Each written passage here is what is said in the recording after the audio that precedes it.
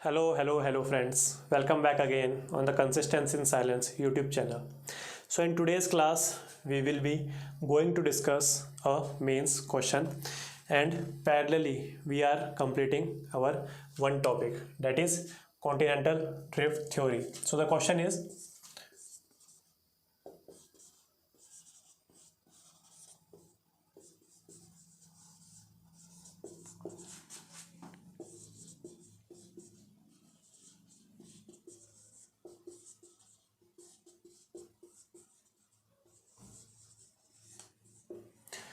this is our mains question, 250 marks, sorry, 250 words and 15 marker question. So first of all, let me explain the whole theory, and then you have to compress it in only 250 words or the 3 UPSC pages. सो पहले पूरी theory एक बार देख लेते हैं, उसके बाद video आप बंद कीजिए and then take a piece of paper and write it down. Introduction देख लेते हैं.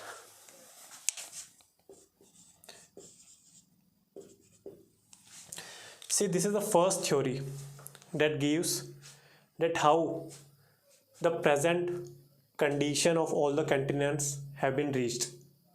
It means before this theory, no one actually analyzed this particular phenomena, that how come the present day combination of continents are existing in their original places. But Alfred Wegener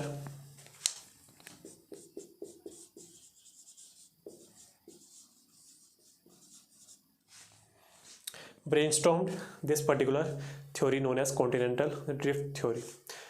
So Alfred Wegener gave the continental drift theory, which talks about the rifting and drifting of continents. Rifting मतलब breaking, and drifting they are moving. There's a movement in taking place in these particular continents. So Alfred Wegener theory, continental this theory talks about the rifting and drifting of the continents, and also their present position, today's present position, as well as the change in the climatic regions that has happened in these continents. So this can be our normal introduction, and in geography you have to give point to point introduction, because we can't beat around the bush. वैसे तो in the whole UPSC mains paper we can't beat around the bush. There is a paucity of words there, as well as our time also. So in the introduction we can write that Alfred Wegener's continental drift theory talks about the rifting and drifting of continents and their position at today's condition.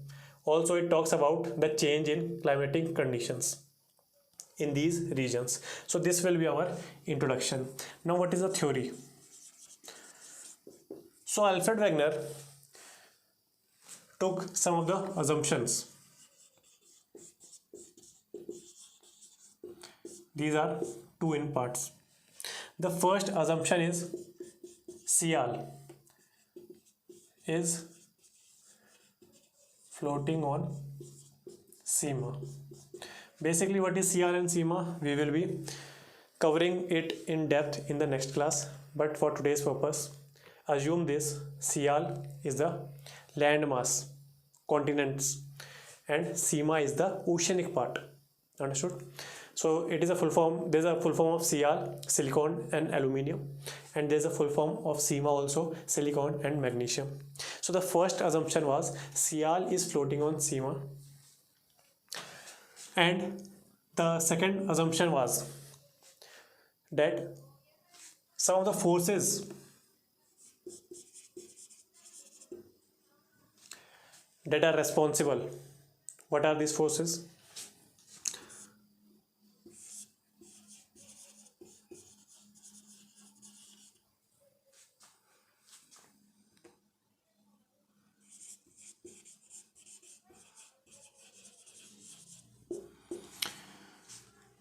So the continents, अभी हम जो पूरी theory पढ़ेंगे उससे पहले ये चीज़ है, there will be a westward movement of the continents.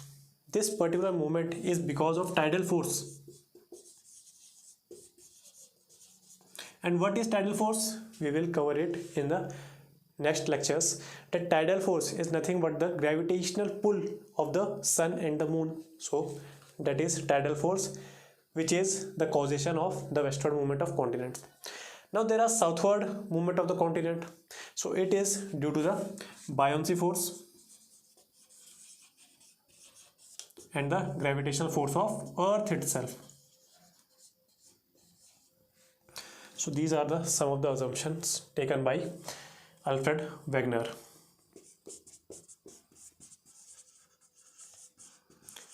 Then there comes the explanation part.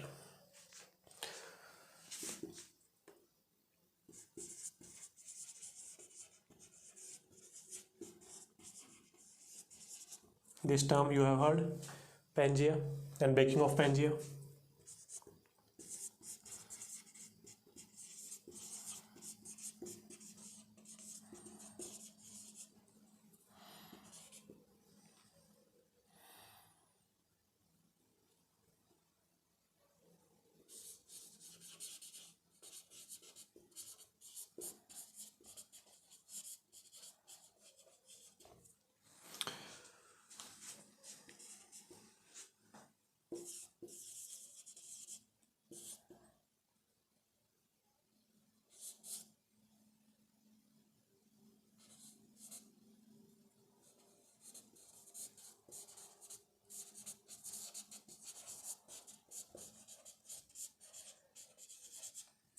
So this is the whole theory of the Alfred Wegener. Alfred Wegener started from the fact that before the Carboniferous period, when was the Carboniferous period? In the Paleozoic phase. And in Paleozoic phase, we have first Cambrian, Ordovician, Devonian, then Carboniferous. So before the Carboniferous period, there exists a single continent known as Pangaea, which is surrounded by one ocean mass known as Panthalassa. Panthalassa is ocean, Pangaea is the continent. In the Carboniferous period, this Pangaea broke into two parts. The upper portion is known as Laurasia or Angara land, and the lower one is known as Gondwana land. So the Pangaea has been bifurcated in these two supercontinents. When this Gondwana part goes towards south, then the ocean mass, the Panthalassa, will fill up this void, and this void that has been filled up with water is known as Tethys Sea. ये आपको दिख रहा है opening up of Tethys sea face. Laurasia or the Angara land comprises of today's North America, Europe and Asia without India, whereas the Gondwana land comprises of South America, Africa, India and the Australia, Antarctica. So these are the combination of these two continents. Now, eventually, this Gondwana and Laurasia further will break down. North America and South America will move towards west due to the tidal forces. Hence, opening up of S-shaped. S-shape किसका है? Yes, Atlantic Ocean. Yet again, Africa and India will move towards north, thus blocking or reducing the size of Tethys Sea, and which in today's terminology is known as Mediterranean Sea. The movement of India northwards will open up half ocean, which is that half ocean that is nothing but Indian Ocean. And the previous Panthalassa, this whole body of water, is today known as the Pacific Ocean, which is still reducing in size. So this is the oceans, formation of oceans phase. The last is the formation of geomorphological structures. During the westward movement of North as well as South America, there's a formation of Rockies and Andes. Why? Because we have told you Sial is floating on Sima, and due to the friction of these between these two surfaces, we have the formation of mountains like Rockies and Andes. The formation of island arcs and the festoons are corroborated by the point that there's a differential drifting taking place between the continents. It means if a particular continent is going with the velocity x, yet another continent is going with the velocity of x by 2. So there's a differential drifting happening between the continents. That's why the weak part of the continents will stay wherever they are, and the rest of the continent will have movement because of this tidal force. Thus we have the island arcs and festoons. So this was the whole theory of Alfred Wegener's continental drift theory. Now let us see some of the evidences that proves this is a correct theory.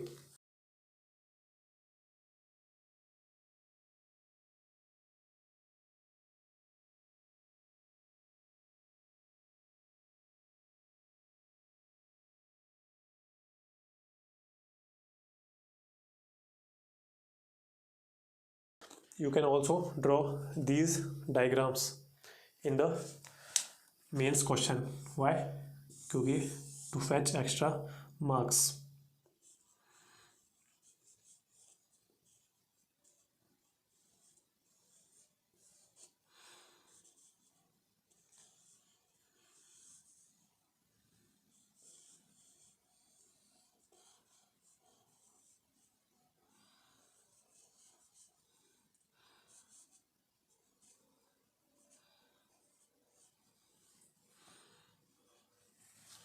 ऐसे करके आप बना सकते हैं. Now the evidences part. The first of all main part known as jigsaw fit. Actually, if you see this portion of South America, it gets fitted into this lacuna of Africa. Then this here is Madagascar. Madagascar can completely fit in the Africa part. So thus there is a jigsaw fit between all these continents. It corroborates the point that yes, there can be in the history a single continent known as Pangaea. The second is rocks.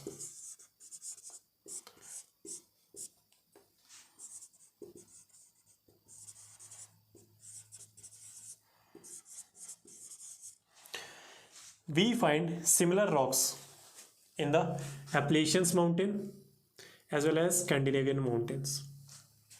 We find coal deposit in Appalachian Mountain as well as Kiruna deposit, also known as coal deposit in Sweden. Kiruna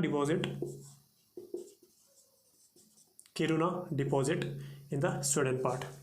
So hence it proves that yes, there can be a single continent in the history. Second part is gold. See, gold is a placer deposit.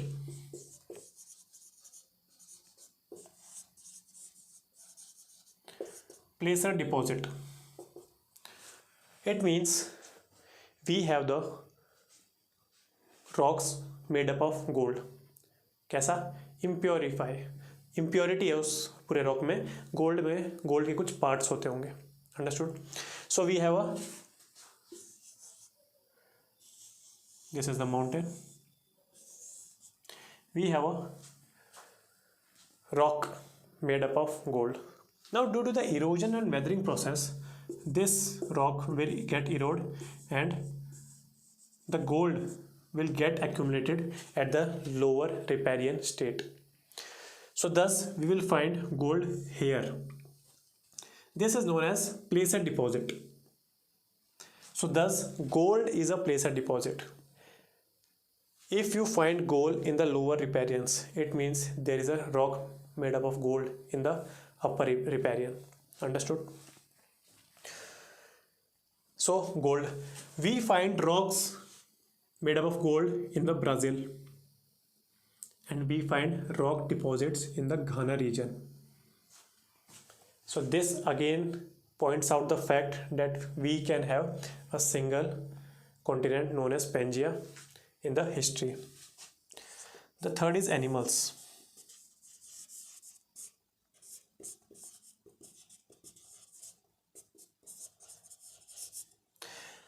Some of the living animals has a particular behavior. These animals live in Africa as well as Europe. Due to some of the sociological or geographical factors like the sudden increase in population, these lemons of Scandinavia has a tendency to move westwards, to run westwards, and they fall off the coast of Norway. So due to these behavioral tendencies, भाई animal suicide तो करेगा नहीं, so it means they have their genetic clock that there is a land beyond this Norway coast also. So thus they have the tendency to run towards west. So living में behaviour of animals, dead में अगर dead हो चुके हैं तो fossils. We find similar fossils across the oceans, like Atlantic ocean के across मिलेगा, Pacific ocean के अक्रॉस मिलेगा. So there are number of fossils और animals given in your NCERT. उन सबको आपको याद करना है. एक तो है Mesosaurus. We are discussing the mains question for ये सब आपको लिखना पड़ेगा इसमें. Then ग्लोसोप्टेरिस,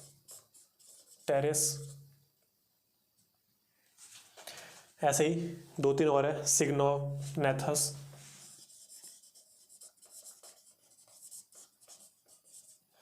So such of the fossils can be found across the oceans. This again corroborates the point of that there shall be a Pangaea in the history. So ये थे हमारे पास सारे evidences कि भाई ऐसी कुछ चीज़ें हैं.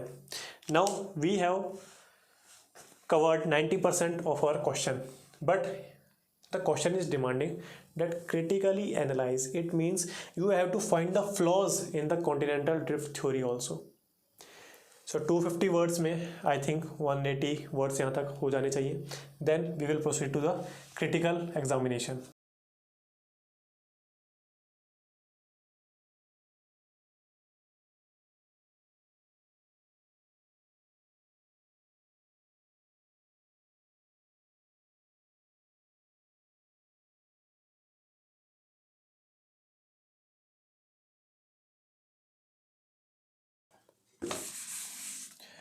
You can add one more point in this particular evidences also.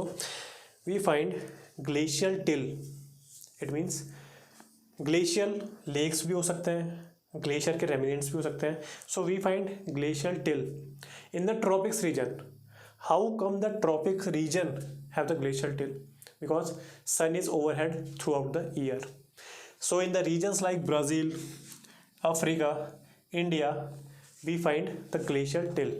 So this is yet again the evidence that previously the present day position of continents were not there. Understood? Now we will look into the criticism.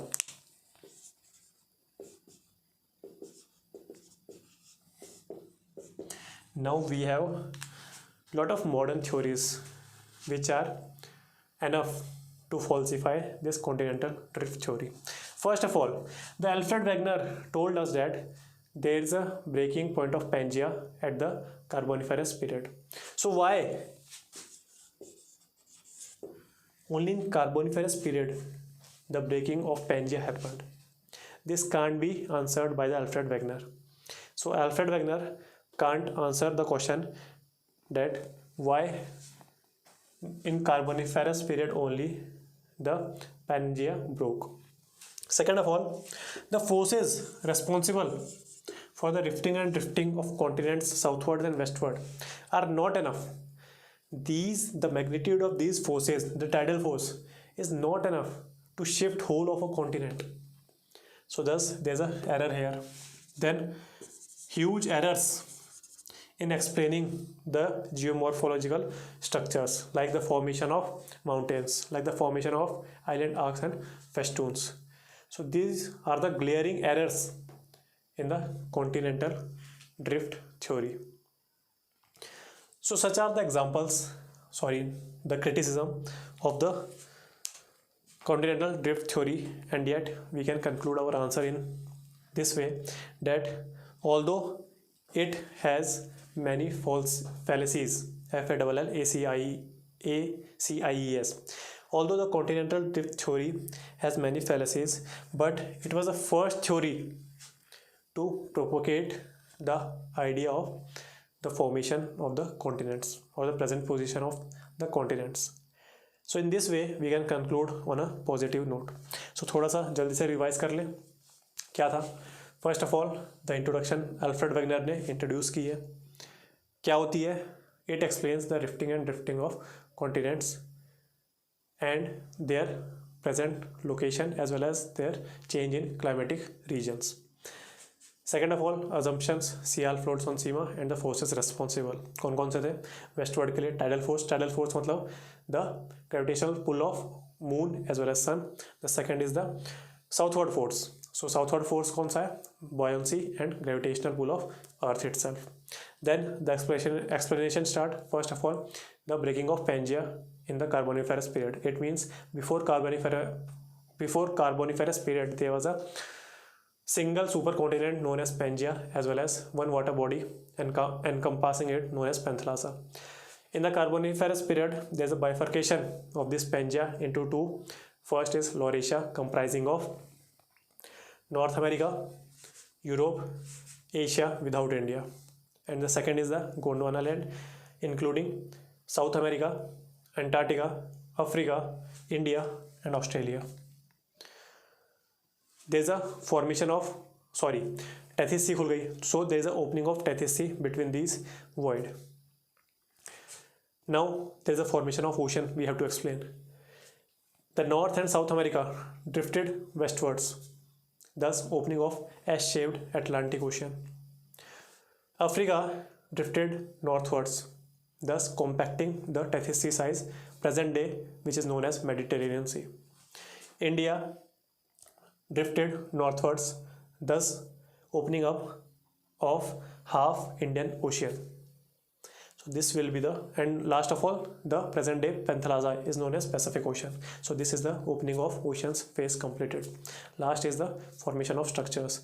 So due to as we have taken the assumption that Sial is floating on Seema, it means by the drifting process there is a formation of mountains on the west side of the North America and South America known as Rockies and Andes. Second is the formation of island arcs and festoons. Due to differential drifting between the continents, there is a breakage of the weak parts of the continents, hence formation of island arcs and festoons. This was the whole theory. Now we have to find the evidences like jigsaw fit, like the rocks, two types. The first is the coal formation, the second is gold being a placer deposit. Then we have animals where we have again the living animals like lemons of Scandinavia run westward and fall off the coast of Norway due to behavior issues.